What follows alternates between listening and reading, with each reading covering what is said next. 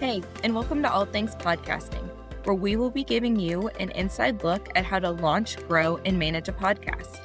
If you've been dreaming of starting a podcast but don't know where to start, or you have a podcast and you're looking for the best and most productive growth strategies, then this podcast is for you. Let's dive in.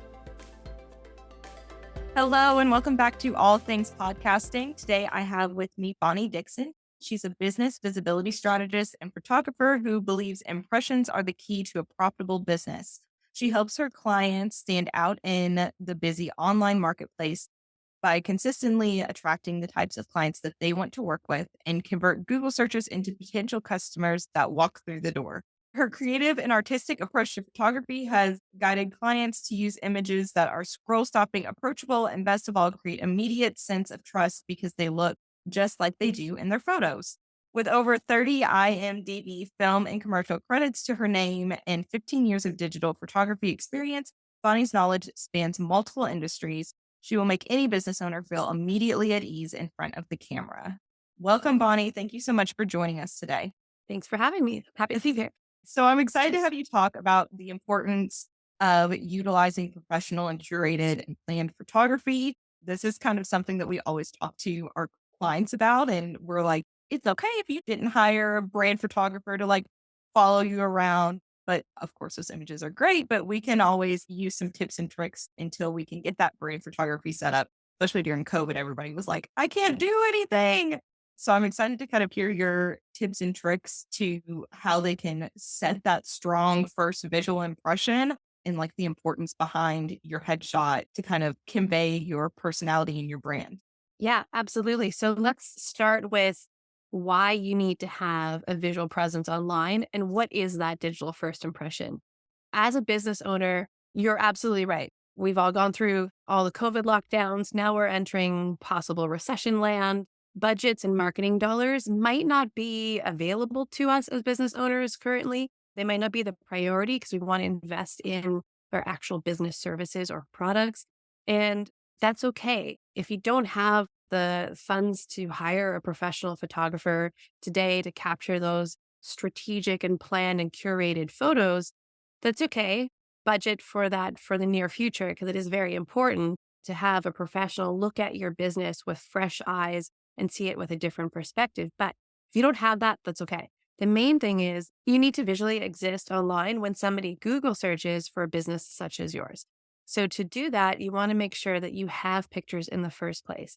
And yes, our cell phones are like mini professional cameras in our pocket. And if we learn how to use them right, we can take good enough pictures to at least exist and show up online. And the most important thing here is that whatever images you're using, you use them in all of your online places. So we're going to use a coffee shop, for example. If you're a coffee shop and you take a picture of a delicious looking cup of coffee, that one with that little leaf pattern on top, it's like cozy, and maybe like a croissant on the side, you want to make sure that that's on your Google profile when somebody searches for a coffee shop near me.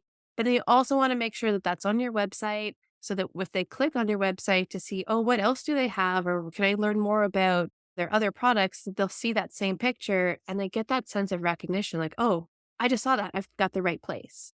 Same thing with your headshot. Let's say, for example, you are a podcaster and somebody looks up your bio online. They see your headshot. Maybe you were a guest on another podcast talking about your podcast and like, okay, great. I want to see what they're all about. And so they want to look up your credentials. If they look into LinkedIn and they type in your name, let's say we'll go with Jane Smith and there's 100 Jane Smiths. They're like, oh, well, I don't have time to look through all of these people, which is the right one. But if you're using the exact same headshot on your LinkedIn profile that you were using in that previous podcast interview or on your website or on your Google profile, they automatically get that sense of recognition of, oh, that's the person. And they're going to click. And it saves them a ton of time. They don't lose interest. They don't go do something else because we are in this scroll stopping culture where we get distracted really easy. It's like, what's over here? What's over there? So you want to keep their attention, and a picture and using the same picture consistently can do that. Yeah, for sure.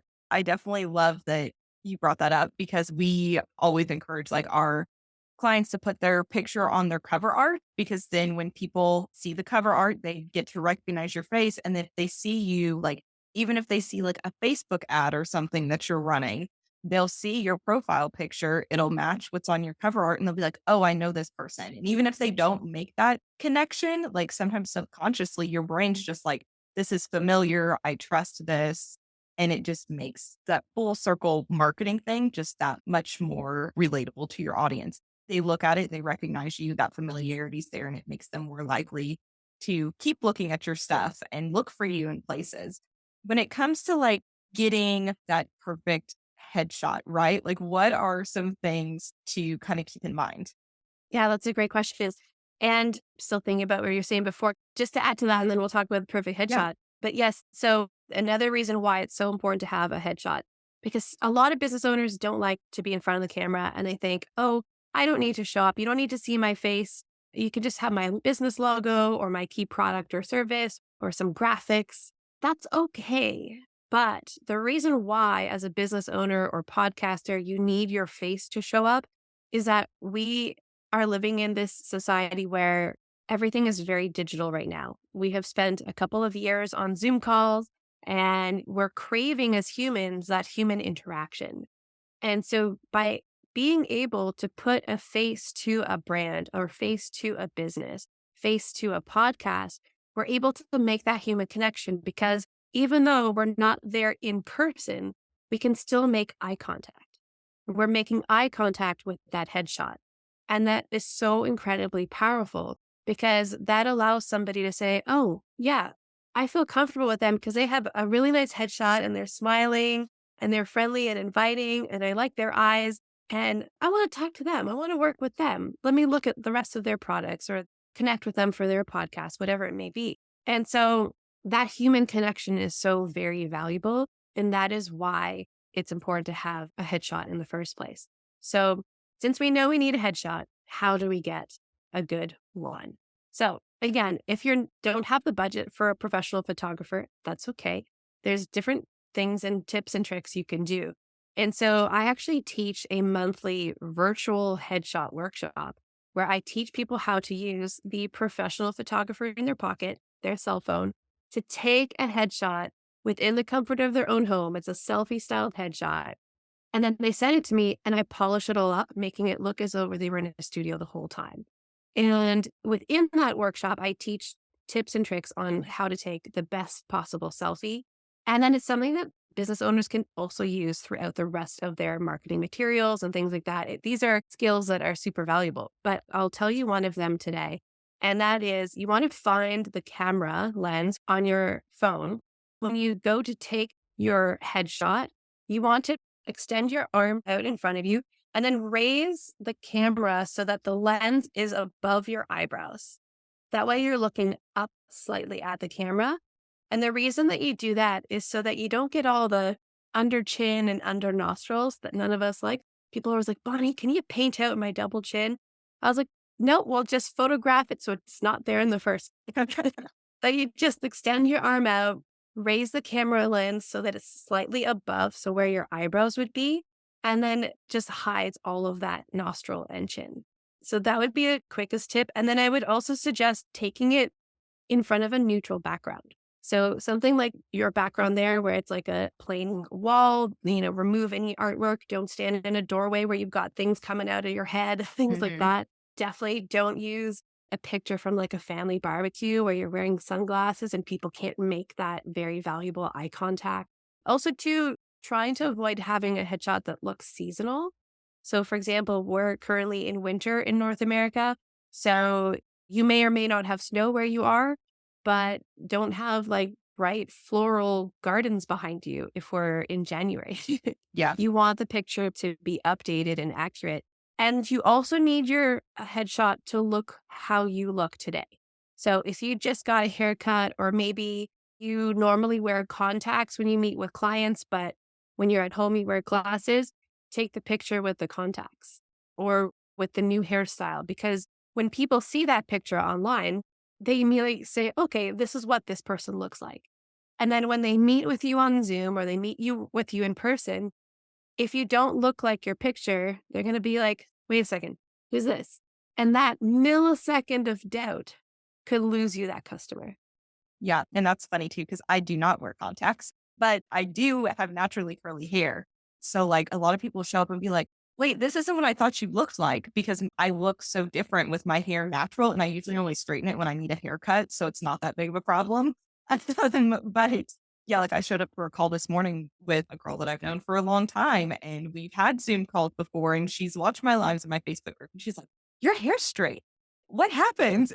And that's also too, like one of the first things I ever invested in my business was from somebody who also had crazy curly hair like I do. And so it's funny how like you can relate on those things and it makes you get that level of comfortability because I was like, oh, she has curly hair like me and we match and it made her feel like a friend. Absolutely. And so if you were to start wearing your hair straight and you're like, you know what, for the rest of this winter, I'm going to wear my hair straight, I'm going to switch it up, then I would encourage you to switch up all of your headshot photos as well. And here's the cool thing about doing that. This is a free marketing tip is that when you update your headshot, so I recommend updating your headshot quarterly. And Okay. here's why. This way, if you change your attire, if you change how you style your hair, or we're changing with the seasons, when you update your headshot, let's say, for example, on LinkedIn, when you update it, you get an option to let all of the people who follow your LinkedIn profile know that you updated the image. If you click yes, all of the people following you get a notification that says, hey, something was updated here. Hmm. And they're going to go, oh, well, what did she update? And they're going to click and they're going to look at your profile. That's free marketing. And they Right. just want to see what's new. And they're going to see this great new headshot. And they're going to be like, Caleigh, you look amazing. I love the hair. I love this style. And it allows you to reconnect with them and reopen conversation with them. And that's free marketing. And then now you're staying top of mind. Where a misconception is a lot of business owners think, oh, my headshot needs to stay consistent so people know that I'm always the same and they always see me. Yeah. It's like, no, instead, you want to stay top of mind by refreshing that image. And they're going to say, oh, yeah, I love her look. I love this straight hair. The curly was fun, but this straight is fun too. I'm going to reach out to her. Yeah, well, and I think also, like, I didn't change my headshot for a long time, like a year and a half or something. And so, like, you just naturally change so much in that amount of time. So if you're updating it quarterly, like, it's a more gradual change. Like, it's like one thing changes, you start wearing contacts, and the next time your hair is a different color. So, like, you're kind of gradually easing people into the change. And it's not like one day they're like, this is a totally different person than was on this profile yesterday.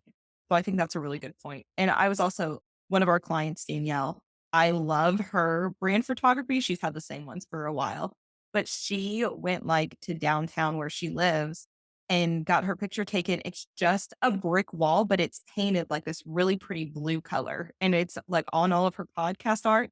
And it adds just a little something, but it's not like super busy where like there's a bunch of stuff going on. And it's really easy to do the background remover on it and drop it into something else. And so that's always something to keep in mind too. Like when you're taking these pictures, like you have to make sure that it matches your branding and is going to work for all your marketing materials. Because if it doesn't match your branding, then it doesn't make sense in your overall marketing scheme. Absolutely. And that's a great point. And that's something that working with a professional branding photographer can help you with because they can help you determine really your brand comes down to so many things from how you style your hair to the color of clothing that you're wearing to what your background is in the image. If it's a brick wall with the blue tones, if that matches with her branding or maybe you want a neutral background that you can select and crop out so that you can put your image in more versatile uses within marketing materials. And that's something that I talk and teach a lot about as a business visibility strategist is what are those images that you need to have within your business to show what your offer is, either as a service or product, and how is the best way to capture that through imagery. And then what I do is actually provide a checklist of like, here are the images you literally need to capture. A headshot pose, this or that of your product or service. And then they can take that list to their local photographer and say, okay, here's what I need. Let's do this. Yeah. Yeah. I think that's a huge thing because people always are like, I want to do like the cutesy, like at a coffee shop brand photography, but I don't know like how to sit and what to do and if that matches my brand or not. And should I do the one where I'm like sipping champagne at my counter? And like what fits in with your brand is so hard for people to wrap their brain around. Exactly. And that's something that's very important. It's does that cutesy picture of sipping coffee at a coffee shop work within the messaging and vibe and story of why you are a business owner and why you have created that product or service that you do?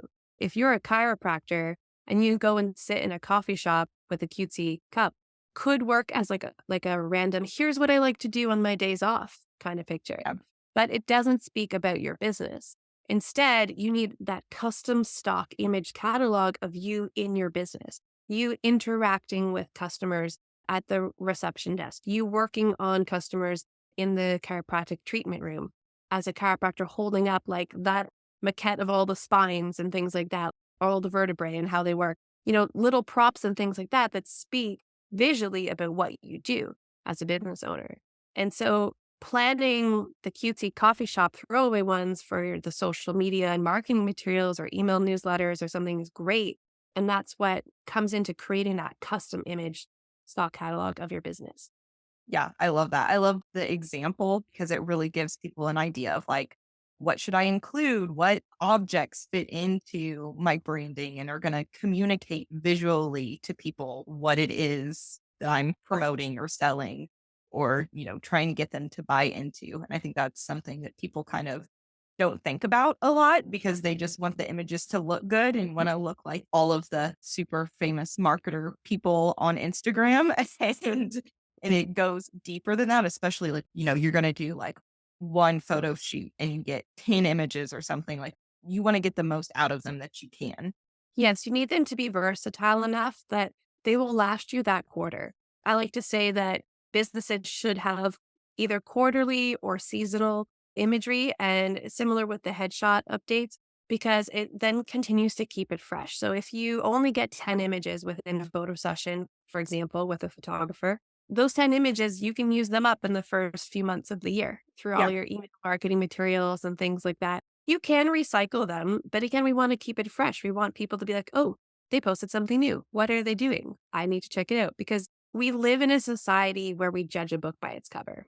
We are visual as humans. In this scrolling culture of quickly looking through things, you have 3 to 7 seconds to capture someone's attention visually. And so by having planned and curated and strategic imagery that shows people within 3 seconds what your business story is about and why they should work with you and not the chiropractor down the street is so important.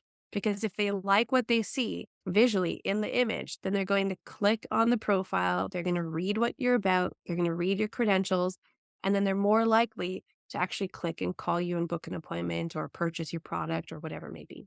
Yeah. Okay. Well, that's a lot to like digest. And I feel like people are really going to be like, oh, I need to go redo my photography. So we will link up your program in the show notes so that people can go check that out. Do you have any like last three tips or anything like that to leave the listeners with before we sign off?